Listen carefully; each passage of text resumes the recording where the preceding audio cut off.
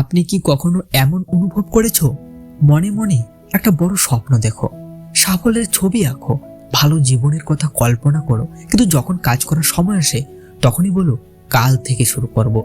যদি আপনি কখনো উচ্চাকাঙ্ক্ষী হয়েও অলস হয়ে পড়েছো, তাহলে এই গল্পটি আপনার জন্য। এটা হয়তো আপনার জীবনকে চিরতরে বদলে দিতে পারে।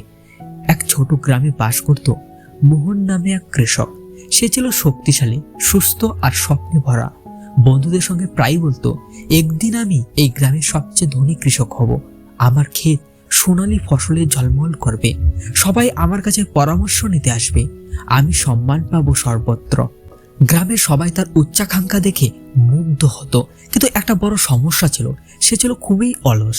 সূর্য উঠলে অন্য কৃষকেরা খেতে যেত, মোহন বিছানায় পড়ে থাকতো। গরম রোদে সবাই কাজ করলে সে ছায়ায় বসে স্বপ্নের কথা বলতো। জল আনার সময় হলে বলতো পরে করব। বড় বড় পরিকল্পনা তার মাথায় থাকতো, কিন্তু কাজে হাত লাগতো না। সাফল্যের কল্পনা করতে ভালোবাসতো, কিন্তু সাফল্যের জন্য যে কঠোর পরিশ্রম লাগে তা ঘৃণা করত। এক সন্ধ্যায় মোহনের কাকা এলেন, একজন বয়স্ক জ্ঞানী কৃষক। তিনি মোহনের খালি ক্ষেত দেখে বলল, বাবা, তোর এত উর্বর জমি, তবু কেন খালি পড়ে আছে? তুই তো সোনালী ফসলের কথা বলিস, কিন্তু আমি তো শুধু শুকনো মাটি দেখছি। মোহন হেসে বলল, কাকা, চিন্তা করো না, কাল থেকে শুরু করব। আমার ক্ষেত সবচেয়ে সুন্দর হবে, দেখো। কাকা দীর্ঘশ্বাস ফেললেন। এই কাল কথাটি তিনি অনেকবার শুনেছেন, তাই তিনি মোহনকে একটা শিক্ষা দেওয়ার সিদ্ধান্ত নিলেন। কাকা পকেট থেকে দুটো ছোট থলি বের করলেন, দুটো আলাদা বীজ। তিনি মোহনকে দিয়ে বললেন, এগুলো সাধারণ বীজ নয়, এগুলো জাদুর বীজ। প্রথম দিল অ্যাম্বিশন বীজ। যদি তুমি এটাকে লাগিয়ে প্রতিদিন জল দাও, যত্ন করো, তাহলে এটা একটা বড় গাছ হবে, যে গাছ ফল দেবে, ছায়া দেবে আর ধন সম্পদও দেবে। দ্বিতীয়টা হলো লেজিনেস বীজ। এটা লাগালে খুব তাড়াতাড়ি বাড়বে, কিন্তু আগাছা ছড়িয়ে তোমার পুরো ক্ষেত নষ্ট করে দেবে। এখন দুটো বীজই তোমার হাতে। তোমার ক্ষেতের ভবিষ্যৎ তোমার জীবনের ভবিষ্যৎ নির্ভর করছে, তুমি কোনটার যত্ন নিবে। মোহন দুটো বীজের দিকে তাকালো, ভাবলো, অবশ্যই আমি অ্যাম্বিশনের বীজ লাগাবো, আমি তো সাফল্যই চাই। কিন্তু সকাল হতেই সে ক্লান্ত বোধ করলো, বলল, কাল লাগাবো। দিন কয়েক কাটলো, অবশেষে বিরক্ত হয়ে সে দুটো বীজই লাগিয়ে দিল। মনে মনে বলল, দেখি কি হয়, পরে যত্ন করব। সপ্তাহ কেটে গেল, সে বীজের কথা ভুলেই গেল। দিন কাটাতো ঘুমিয়ে, গল্প করে, সাফল্যের স্বপ্ন দেখে। একদিন খেতে গিয়ে সে চমকে উঠল। লেজিনেস বীজ দ্রুত বেড়ে গিয়ে ঘন আগাছায় পুরো ক্ষেত ঢেকে দিয়েছে, আর অ্যাম্বিশন বীজ সেটা দুর্বল, ছোট, প্রায় মরতে বসেছে, কারণ জল নেই, যত্ন নেই। মোহনের স্বপ্ন একটা দুঃস্বপ্নে পরিণত হচ্ছিল।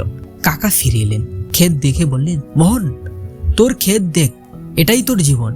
অ্যাম্বিশন একটা ছোট বীজের মতো, তাকে প্রতিদিন যত্ন, পরিশ্রম, অ্যাকশন দিয়ে বাঁচিয়ে রাখতে হয়, না হলে সে মরে যায়। কিন্তু লেজিনেস নিজে থেকেই বাড়ে, খুব তাড়াতাড়ি ছড়ায় আর সবকিছু নষ্ট করে দেয়। তুই মহান হতে চেয়েছিলি, কিন্তু তোর অলসতা তোর ভবিষ্যৎকে ইতিমধ্যে চুরি করে নিয়েছে। মোহন হাঁটু গেড়ে বসে পড়ল। মরতে বসা অ্যাম্বিশন বীজ ছুঁয়ে তার চোখে জল এলো। প্রথমবার সে সত্যটা বুঝলো, স্বপ্ন যথেষ্ট নয়, কেবল অ্যাকশনেই স্বপ্নকে বাঁচিয়ে রাখে। সেই রাতে তার ঘুম হলো না। অপচয় করার সময়, ভাঙা প্রতিশ্রুতি হারানোর সুযোগ সব মনে পড়লো। সে ফিসফিস করে বলল, যদি এখন না বদলাই, তাহলে লেজিনেস আমাকে চিরকালের জন্য গ্রাস করবে। পরের দিন ভোরের আগেই সে উঠল, নিজের হাতে আগাছা উপড়ে ফেলতে লাগলো। পিঠ ব্যথা করলো, হাত কেটে রক্ত পড়লো, কিন্তু সে থামলো না। সে অ্যাম্বিশনের বীজ জল দিল, প্রতিদিন যত্ন করলো।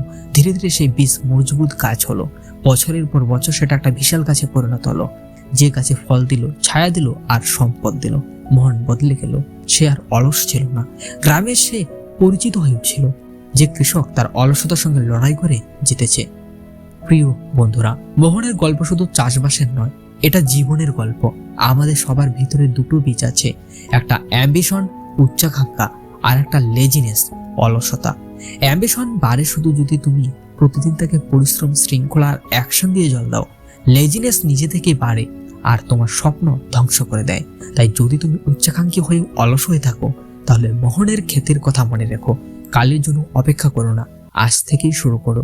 তোমার অ্যাম্বিশনকে জল দাও, অলসতার আগাছা উপড়ে ফেলো, কারণ যত দেরি করবে আপনার স্বপ্ন তত বেশি মরতে থাকবে।